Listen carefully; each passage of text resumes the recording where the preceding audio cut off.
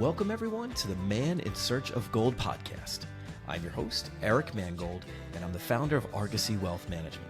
This is the show where we share ideas, strategies, and history to help you improve your life one financial move at a time. Let's get started.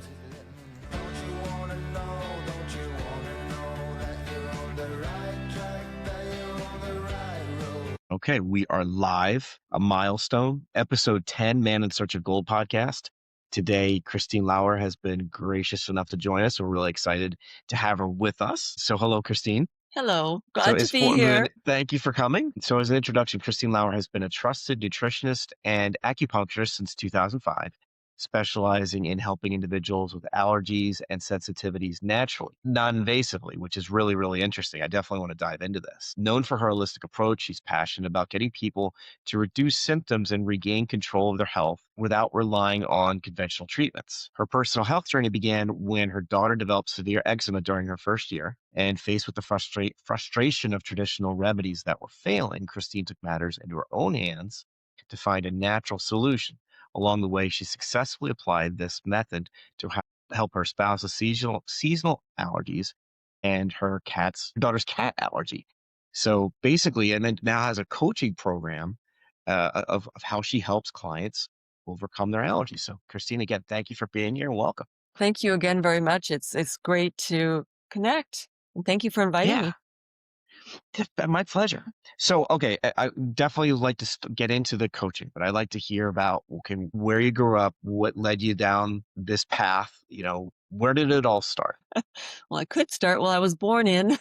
I literally grew up in a small little town. A lot of people don't know, but before I got into health, I went to school to be an IT person. I was a programmer. I did all of that stuff.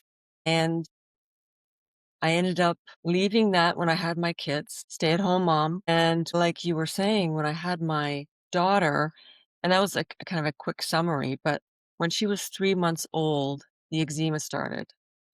And she scratched herself bloody, like on her legs, on her arms. Her face was like a tomato and always raw. And at the time, and she's almost 30 now, but at the time, my options were change laundry detergent, double rinse the laundry, and go from one formula to another formula instead. And here's the cream to put on her skin. Did any of that stuff work? Nothing worked. Nothing. Like literally, and the only reason I was even on formula to begin with was because I didn't have enough milk myself to feed her. So I was initially on a dairy formula, and it was one of those things, hey mom, what did you do for me? That brand? Okay, grab it off the shelf and use it.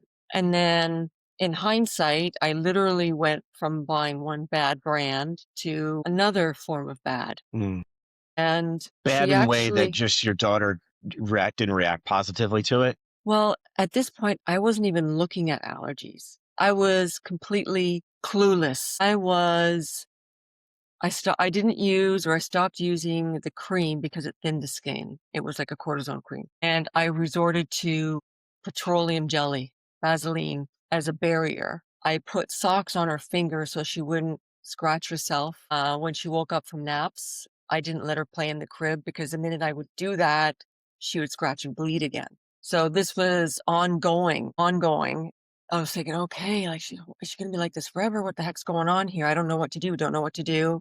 And the weird thing is everything happens hindsight, right? So when she was 1 year old, it all disappeared. I literally, great, it's gone. Great, carry on, And only after I had actually met a few other mothers who knew a little bit about nutrition, and I was literally learning from myself because I was starting to investigate things. Omegas are essential. Oh, okay. Where'd you learn about that? Oh, there's a nutrition school. There is? Oh, where?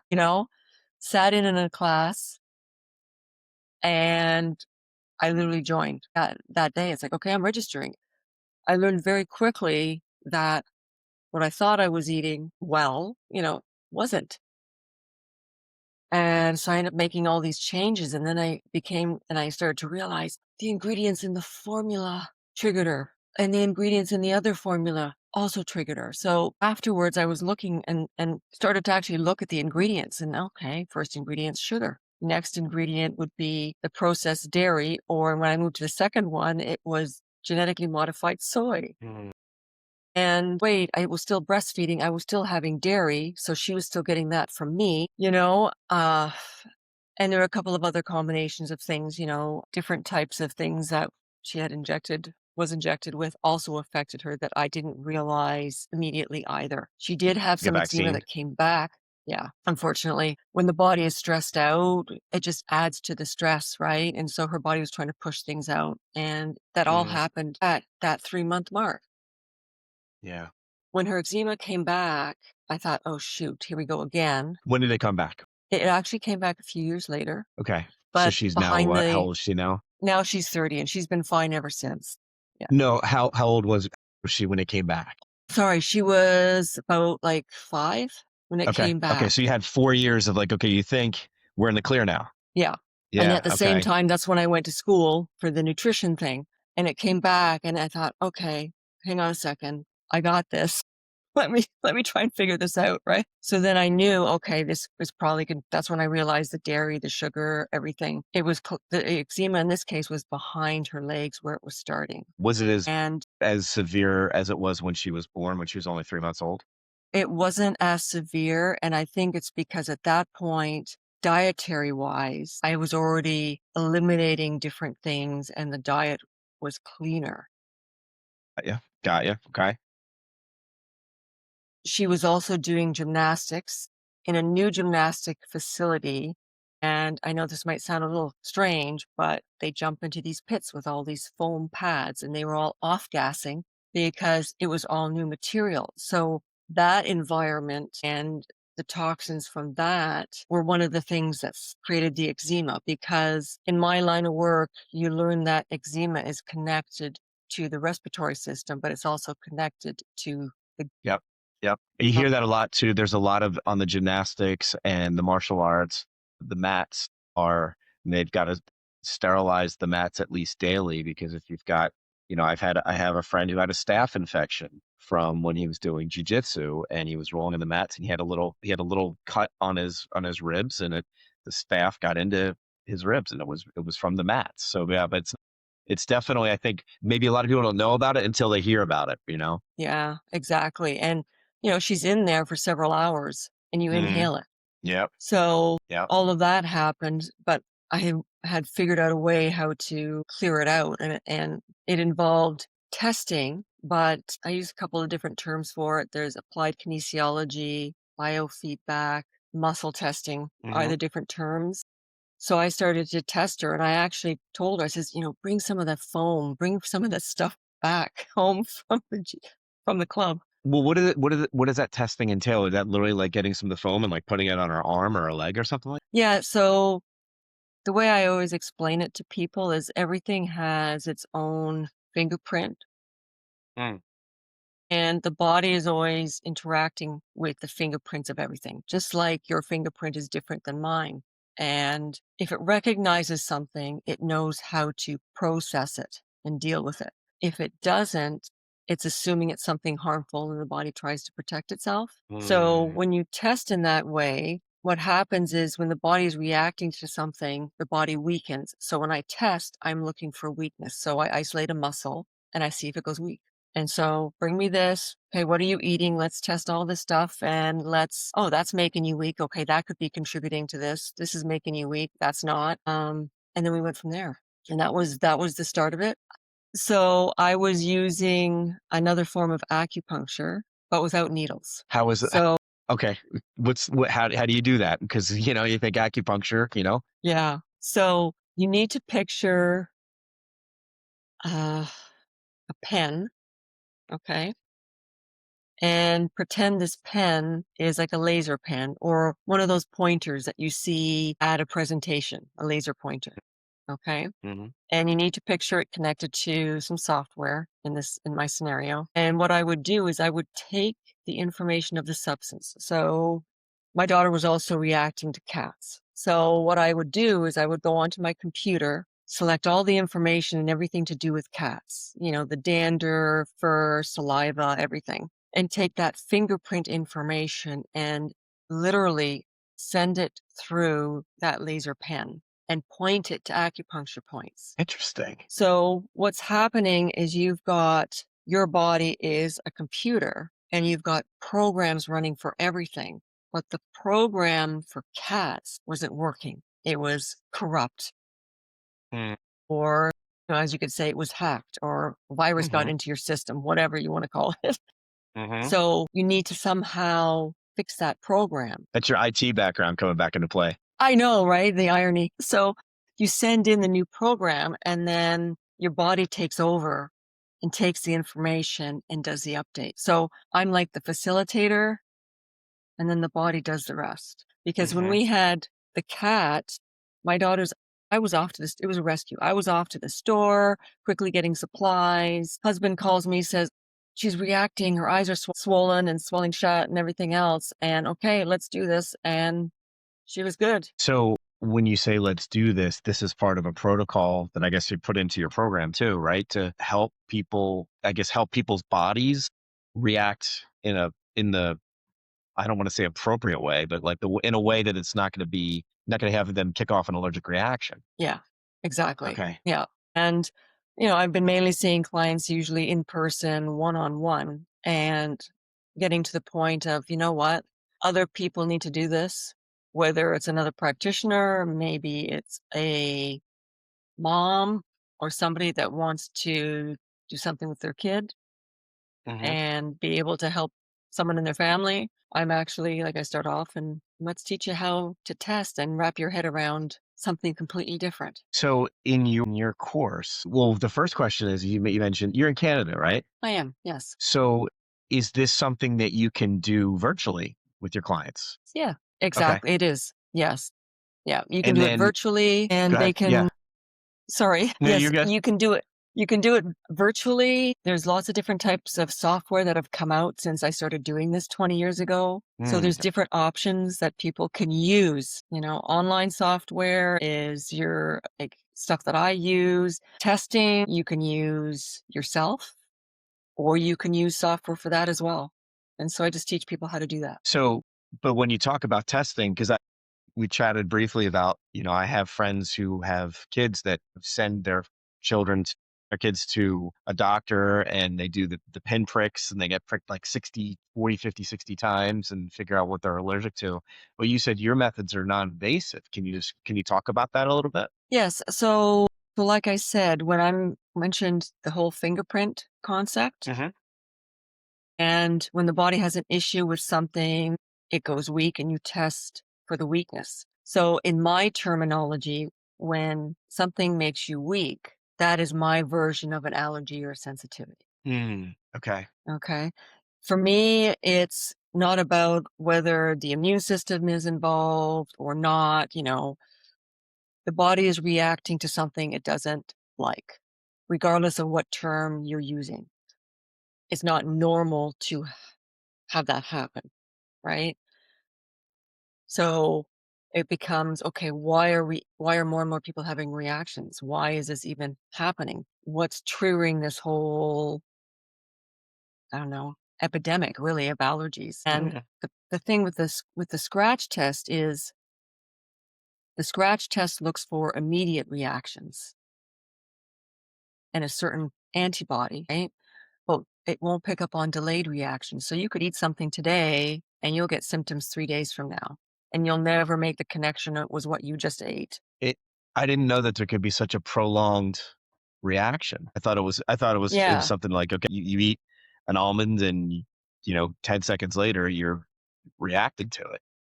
Yeah. So I didn't know there was medically, a delayed fuse. yeah. So medically, they look at an allergy, a true allergy, as an immediate response, right? Then, yeah, there's sensitivities, there's intolerances. And I'm like, you know what? Your body's reacting. It doesn't matter whether it's delayed or immediate. It's just reacting.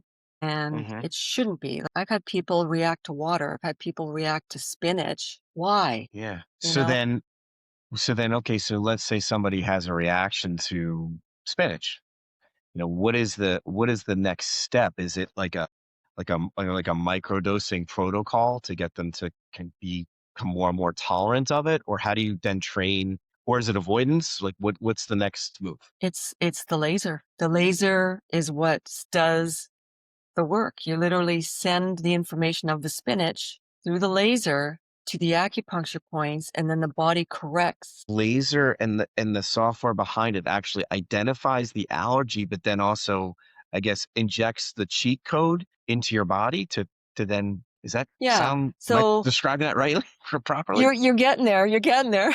So literally, if everything has its own fingerprint, maybe I try a different analogy. So picture spinach and your Yeah. body recognizes it in terms of a frequency. So Okay. for example, if you're listening to a radio station, I know we're all on satellites now, but I mean, if you're listening to a radio station, station number one is, I don't know, 104.5. Station number two is 90.7. Okay. So the spinach could be that 104.5. So it's doing this Mm-hmm. thing, right? Mm-hmm. But your body, for whatever reason, has become overloaded and starts to read it as the opposite. Mm-hmm. Mm-hmm. So it's reading it incorrectly. So you send in the correct one and it flatlines it. And you send it through that laser. Yeah. It's totally fascinating.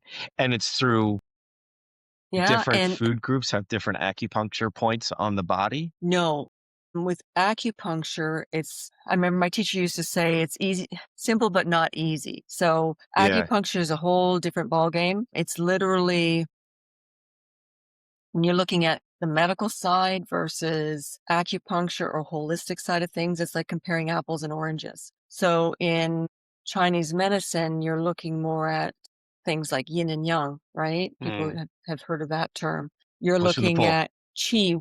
Yeah, right. You're looking at qi, which is our energy. So anyone who does Mm-hmm. martial arts would understand qi. Mm-hmm. It's about your blood and your body fluids. And then there's acupuncture points that have certain functions in the body. So there are some that help support liver function. There are some that help get rid of heat and cold and you name it. So I literally will pick acupuncture points that have the biggest impact in the body and send that way. And if someone has other unique symptoms from whatever it is that they're reacting to, then I might vary up a few of the points. Does your program, I mean, I don't know if I can ask this, but there's so many people that travel around with EpiPens. Does your program get to the point where people are, I guess, cured from their allergies so they no longer have to carry around their EpiPen? I have had several clients that I've worked with nut allergies, Mm-hmm.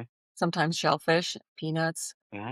The protocol is the same, but you do more sessions. So you're repeating. Gotcha. That I don't, was my next question. yeah, Was going to be how long yeah, does the protocol take, and does it take different time frames for different allergies or different people? right. And the thing too is I'm not curing the body. Mm. I'm not doing the curing. The body is doing its own healing. Mm. When you're working on something that's life-threatening, I typically say it could be 5 sessions. Still not as, When and someone how has spaced? How do you? when you're working on the same thing on a repetitive basis, you can spread it out or you can do them closer together. It's totally up to you. And then I don't tell people to go out and eat it when it's something life-threatening, Yeah, for various probably a good reasons. idea.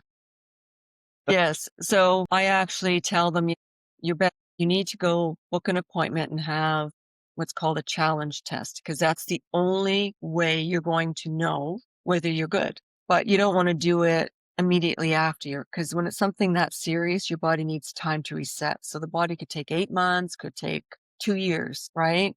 To recalibrate itself for something like that. And another reason why the scratch test has its issues. It's just the nature of the test, right?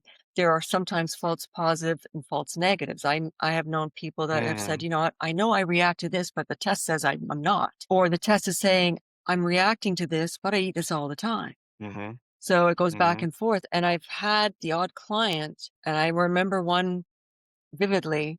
She was reacted reactive to nuts by touch. But blood work, I know blood work and scratch tests, skin prick tests, all came back negative.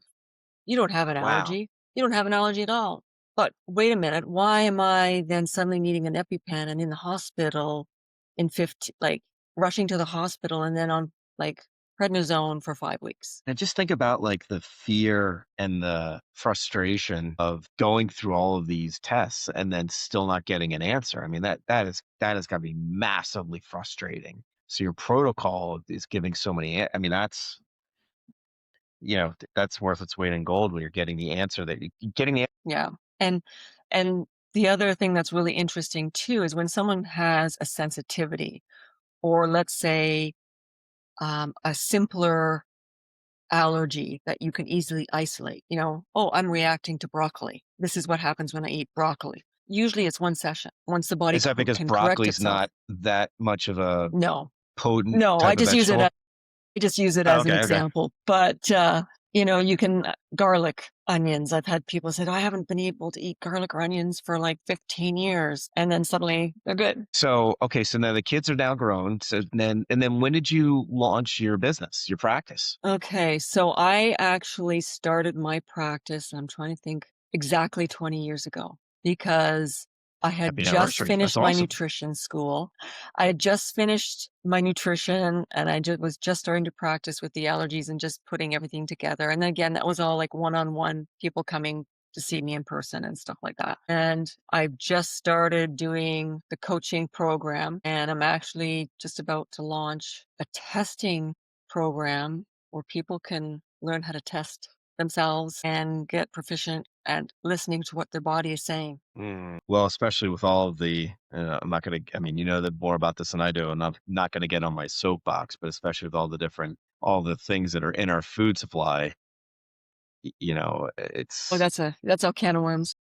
yeah, I was going to say, we can get on a rabbit hole on that for a couple hours. Yeah. But I mean, that's got to make your job more valuable, right? Because there's so many more things now that people could be allergic to that the body's like, okay, I don't know what this is. Yeah. And even when I was in school 20 years ago, nutrition has changed. Yeah. When we were talking about the right way to eat and everything else, back then, I don't know if you're familiar, but chia seeds, that wasn't a thing. No one ever heard about chia seeds back then, or coconut oil for that matter. So now they're over processing everything. So now people are reacting to coconut. And the really interesting thing is, I'm convinced that some of the reasons people react more so now is because of all the frequencies in the air. So you're looking at the change in technology, all the Wi-Fi, all of that. It's low level radiation, but it's continuous 24/7. And Yeah. that never used to exist. And Yeah. everyone stays indoors. No one goes outside anymore. So no one's getting The vitamin the D. sun is healing, right? Yeah. So all of that plays Yeah. a part.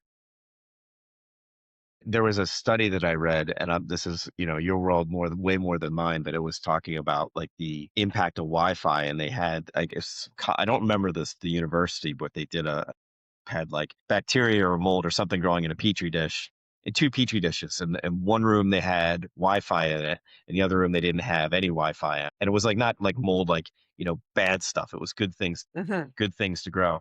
But then the room that they had Wi-Fi in it, the growth was significantly stunted versus the room that didn't have the Wi-Fi in it. And it was just like, okay, there's obviously that's something to what you're saying. Definitely. And they've even done studies with the bad types of mold and even with things like parasites. So with the Wi-Fi, somehow nature picks up on the dangers of some of these things.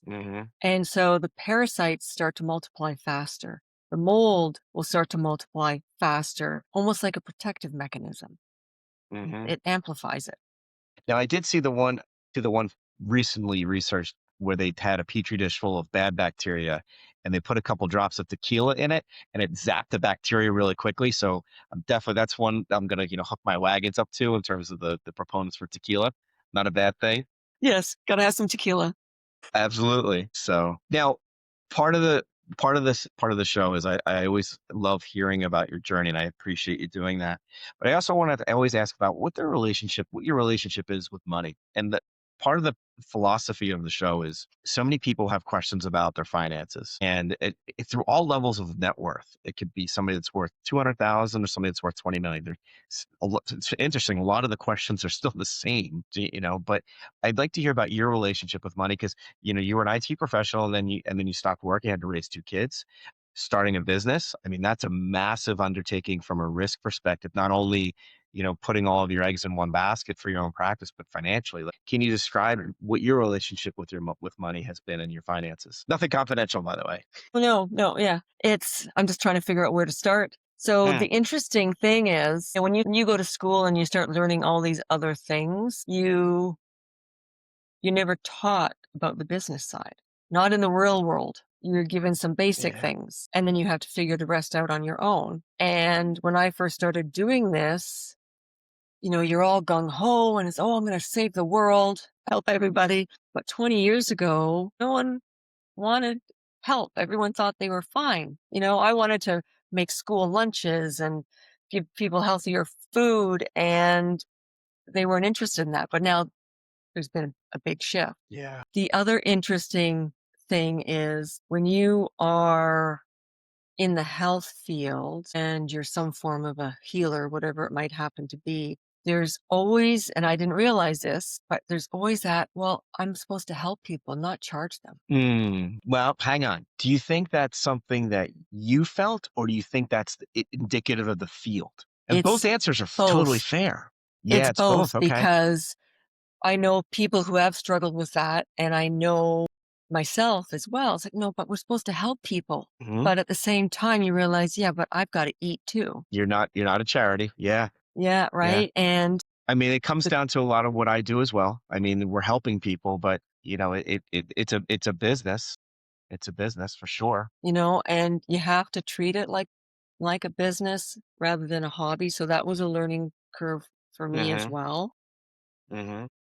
Luckily, I did have my husband at the time who totally bought into what I was doing. He had seasonal allergies. He was my first Mm, client that way. there you go. And so he was converted. Like, he quit what he was doing and we worked together. Wow. Yes. Yes. So he gave up what he was doing. And because I was still the mom doing the work and the family side, he started to incorporate, okay, doing more of the marketing and the back end things. Cause when Mm, it's just one person, it was yep. difficult that way. But You yeah, do everything. from a money, yeah, from a finance and time and money side, you realize quickly, okay, there's only so many hours in the day. And people who are ready and open enough and willing will come. The right people will come. It's never about the money. Yeah. I often say to people, one of the things in my industry where I'm asked from new people that I meet frequently is what's your minimum? And I don't like that question, not because I don't fault the people that ask it. I fault my industry actually for creating that scenario, because what's your minimum means how much money do you need to give me before I'll give you any kind of help? Well, it's like, well, that Right. just turns everybody into a dollar sign. So Yeah. I always said with my practice, I was like, I'm never going to work with people just on the basis of what their worth is. There's a human being behind this. Yes. Yeah. So, and I say, the more people you help, the better you will always do from a business perspective. And there's obviously business metrics and things that you need to do from a practice management standpoint. But, the more people we can help, the better we'll be, and the better our practices will be. And I do believe it comes full circle. Yes. I've had clients come in and say, oh, when this works, I'm going to tell everybody. Hmm. And they tell nobody. Right. Yep. And then the people that you least expect are the ones Hmm. that spread the word. And Yeah. it's literally just the way it is with everything. A friend of mine had this analogy. He said, whenever you start a business, it's almost like you open up a bar and the next day all your friends quit drinking. Yes, You're like, that's hey, I opened up true. a bar. Yeah, it's great. I quit drinking yesterday. But no, but it's great. I mean, I think the work is super important. I mean, thankfully, none of my kids have we get seasonal stuff allergy from an allergy perspective, but nothing that too crazy. I have, like I said, I have a lot of friends that um have had these issues. So the work that you're doing is massive. I also think that the work that you're doing is also going to be needed more and more and more, not less and less and less. It's not like AI is going to come and take that kind of job away from people, because you need that human touch to really talk to people. Like, okay, what's making you not feel well and have these reactions? And people are craving that now because people are always too isolated now, Yeah. right? Yep. Yeah. Yeah, for sure. And that's the one thing that the AI can't take. They can help with a whole bunch of different things, but the personal side, it cannot. Can't take the human. It's artificial. They call it artificial for a reason. Yes. Yeah. Yeah. Yeah. Christine, where can people find more about your work and about your business and about how you help people? They can go literally directly to my website. It's called noallergiesplease.com. Awesome. If they want, yeah, and I even have a website if they wanted to go to. It's just my first and last name, so christinelauer.ca, and they can get a taste of testing. There's one simple method that I have in there that I show people how they can learn to do some testing themselves. Interesting. And all those links will be in the description on the Spotify and on Spotify and YouTube when the podcast show airs. But great, Christine, thank you so much for sharing your journey and coming on with us today. Thank you again for having me. This was a great conversation. Yeah, great. No, I'm glad we were able to have it. Okay, so Man in Search of Gold, Man in Search of Gold, episode 10, signing off. Remember, for everyone, that time when it comes to having your financial world in order, time to have the map is before you enter the woods. And we'll see you for the next episode. Thanks.